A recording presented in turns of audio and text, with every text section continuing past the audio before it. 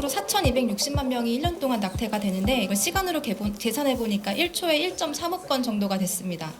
이제 우리나라에서는 53년도에 처음으로 형법에서 낙태죄가 규정되고 난 뒤에 2019년도에 헌재가 헌법 불합치 판결을 내렸고 이제 국회에서 한 번도 이제 개정안 심의가 이루어지지 않아서 현재는 대체 입법 없는 낙태죄 입법 공백 상태에 있습니다. 굉장히 이제 무법천지의 일들이 많이 일어나고 있는 걸 언론을 통해서 보실 수 있습니다. 이제 36주 낙태 브이로그가 굉장히 시끄러웠었고, 이제 최근에 이제 30주의 낙태약을 먹고 출산했는데 신생아를 방치해서 살해한 산모가 15년의 구형을 당했고, 이제 조선일보에서 이제 보도한 바에 따르면은 이제 한 36주가 되면 낙태 비용이 2천만 원이 되는데 이렇게 낙태를 한다고 하더라도 더 이상 처벌할 수 없는 근거가 없다는 게 저의 굉장히 큰 문제라서 대한산부인과 의사회에서는 이런 이제 영아 살인과 다름없는 낙태 수술이 횡행하게 될 것이라는 우려에 지금 경고를 보내고 있습니다. 이건 서울대학교 인근에 있는 산부인과 병원의 광고입니다. 제가 너무 충격적이어가지고 이걸 좀 갖고 와봤는데요. 아예 임신 중절 클리닉을 광고를 대놓고 하고 있습니다. 그래서 6주는 50만 원, 뭐 7주 70만 원, 8주 80만 원, 굉장히 상세하게 홈페이지를 통해서 이제 광고를 하고 있는 걸 볼 수 있었습니다. 그래서 이제 작년에 하반기에 국가인권위원회에서 이제 보건복지부와 그리고 식품의약안전처장에게 권고안을 내린 게 있었는데 그 내용이 굉장히 충격적이어가지고 좀 소개를 드리려고 합니다. 우선은 이제 임신 중지에 대한 처벌이 폐지되었음을 공표하고 낙태라는 단어 대신 임신 중지, 임신 중단으로 용어를 정비할 것, 그리고 이거를 공공의료 체계 안에서 건강보험을 적용해서 낙태를 제공할 것, 그리고 이제 낙태 허용 한계를 삭제하는 법률을 추진하고 포괄적인 성재생산 건강과 권리를 보장할 것, 그리고 낙태 약물을 도입해서 이가 국가 필수 의약품으로 지정할 것, 이런 권고안들을 내렸습니다. 그래서 이봉화 대표님께서 저한테 이거에 반하는 이제 진정서를 한번 내보는 게 어떻겠냐고 의견을 주셨어가지고 제가 인권위에다가 진정서를 접수를 했었습니다. 그래서 이제 조금 이걸 이슈화 시키고자 해서 이제 국민일보 팀과 협업을 해가지고 이제 이걸 기사화를 했었고요. 그래서 이제 제가 오늘 말씀드리고자 하는 내용은 그때 이제 진정위에 제출했던 그 보고서에서 어떤 것들이 문제인지를 이제 지적을 했던 거, 그걸 정리해가지고 말씀을 드리고자 합니다. 우선 첫 번째로 이제 인권위는 사실 정부에게 지침을 주는 단체라고 할 수가 있는데 가장 큰 문제는 낙태의 문제가 본질이 생명이 언제 시작되는 것인지 이거에 대한 언급을 의도적으로 회피하고 있습니다. 이제 국어사전을 찾아보면은 생명에는 태아라는 의미가 이미 포함이 되어 있는데요. 그럼 생명은 과연 언제 시작이 될지 과학적으로 보면 이제 일반인들은 이제 심장이 뛰기 전이나 심장이 뛰기 시작할 때가 이제 생명이 시작된다라고 보았지만 이제 전 세계 생물학자들에게 설문조사를 한 결과 이제 96%는 정자와 난자가 만나는 수정 순간에 생명이 시작된다고 대답을 하였습니다. 실제로 이제 임신 7주에 자연 유산된 태아의 실제 모습이고요. 그리고 이거는 이제 임신 11주 경에 입체 초음파를 통해서 아기들의 모습을 찍은 초음파 사진입니다.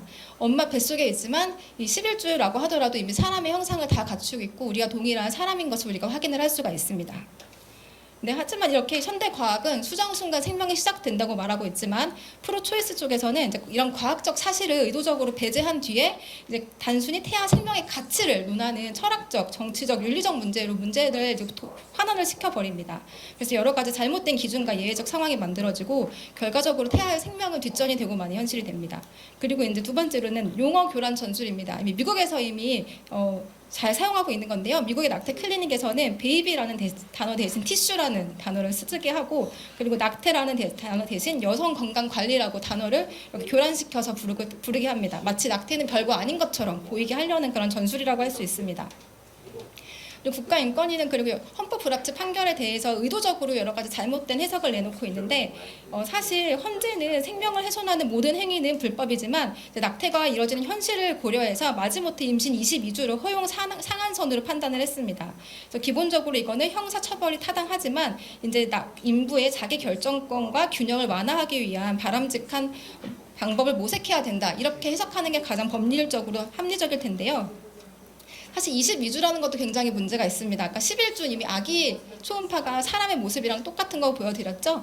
이미 2011년도에 22주의 아기가 성공적으로 치료를 받고 퇴원을 했고 그때 태어난 아기는 530g이었습니다. 근데 이후에 이제 의료 기술이 발달하면서 현재는 200g대 아기들도 아주 성공적으로 건강하게 퇴원을 하고 있는 그런 실정입니다. 그래서 낙태를 전면 허용한다는 것은 국가가 태아 살인을 허용하는 것과 동일하다고 볼 수 있습니다. 그리고 이제 자꾸 인권위에서는 재생산권을 낙태할 권리라고 이렇게 말을 하는데 사실 국제인권법에는 이런 권리는 존재하지 않습니다.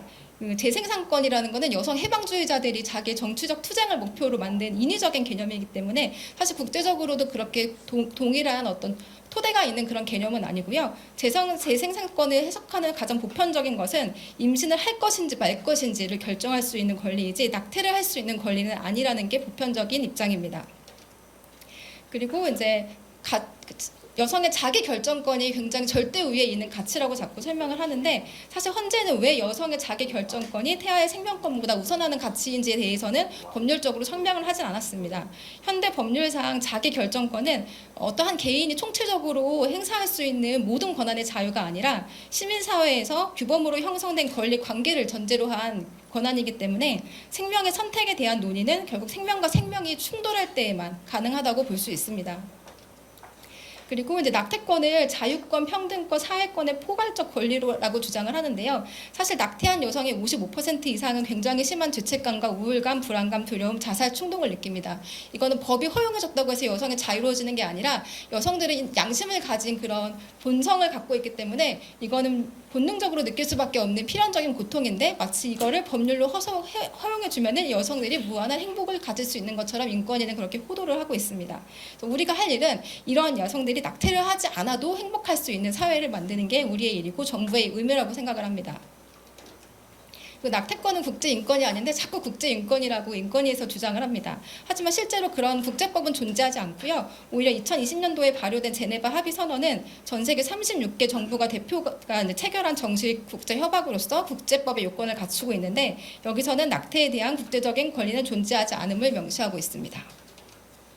그리고 이제 대부분의 국가가 사실상 낙태를 합법화했다는 것은 완전히 거짓말입니다.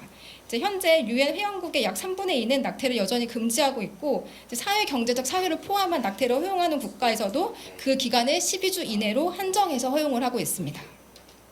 그리고 그 다음은 굉장히 뜨거운 이슈인데 약물 낙태입니다. 국가인권위에서는 이걸 국가 필수 의료 약품으로 제정을 해서 언제든지 여성들이 원할 때 그 약품을 쉽게 구입할 수 있게 해주라고 하는데 사실 이 약은 굉장히 안전하지 않은 약입니다.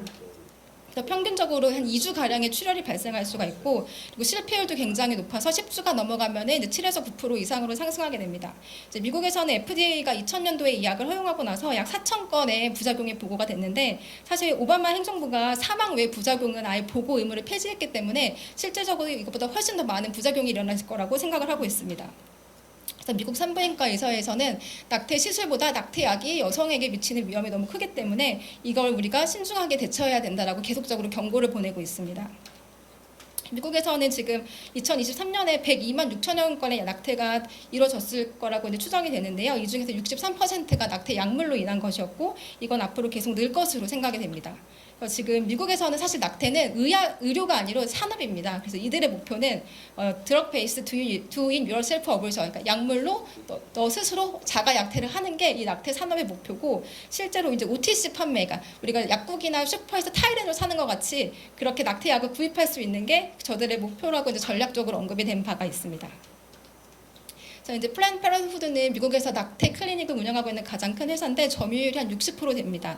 이제 한 해 동안 9,300억 원의 세금을 지원받고 있는데 이제 여기서는 이제 앱을 개발해서 이제 한 6개의 주한테 신청을 하면은 우편으로 약을 배달해주는 그런 서비스를 제공하고 있고 또 한 가지 굉장히 충격적인 거는 낙태를 하는 한쪽에서는 또 성전환 약물을 제공하는 일을 하고 있습니다. 그래서 이제 한 시간은 아기를 낙태시키고 또 한 시간은 이제 연구 불임을 만드는 이런 일을 국가 세금을 지원받아서 지금 미국의 PP라는 단체가 하고 있고요. 이번에 트럼프 행정부에서 도지라는 정부 효율부를 만들었는데 이제 여기서 이제 이걸 연방 과잉 지출의 예로서 이제 삭감할 것을 지금 예고를 하고 있습니다.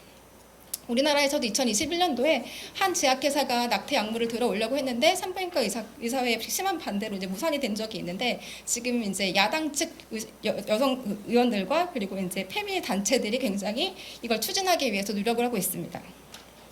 그래서 제가 인권위에 보냈던 그 진정서는 당연히 예상했던 대로 도와줄 수 없다라는 답변을 받았었고요.